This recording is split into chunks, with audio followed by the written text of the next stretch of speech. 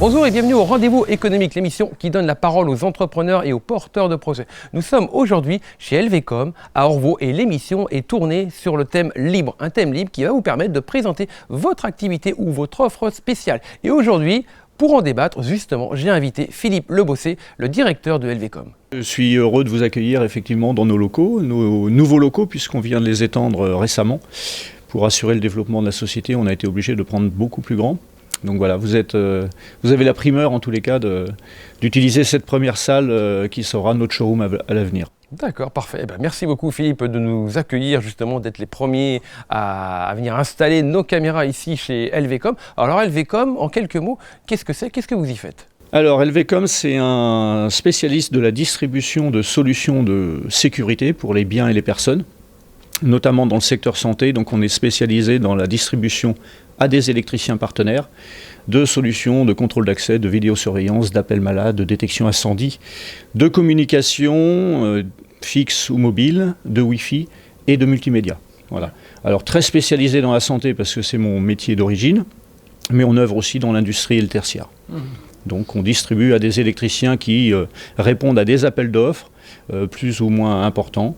On leur assure donc la distribution de ces produits-là et qui sont accompagnés selon leurs compétences par nos experts techniques. Vous êtes aujourd'hui le directeur de LVCOM, vous êtes le fondateur de cette entreprise? Tout à fait. On a commencé à 2 il y a 20 ans et on est 40 aujourd'hui pour un chiffre d'affaires de 7,5 millions environ. Aujourd'hui, dans l'entreprise LVCOM, qu'est-ce qu'on y retrouve comme différents départements?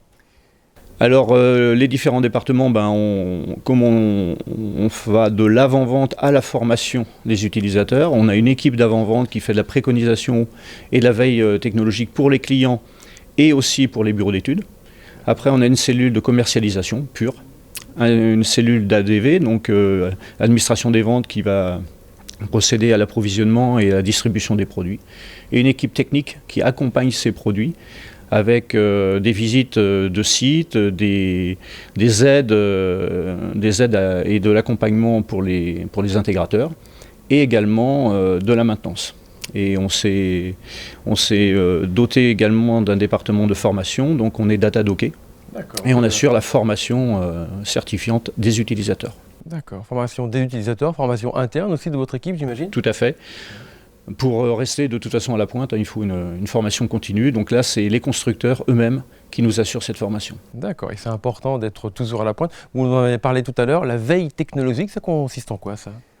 C'est savoir de quoi sera fait un hôpital demain, comment il fonctionnera.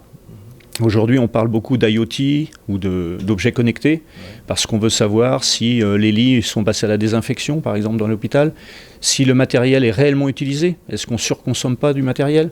Voilà, donc ces objets connectés qui envahissent, entre guillemets, le public et le pro, eh bien nous aussi, on les accompagne, ces produits-là, pour les intégrer dans nos systèmes.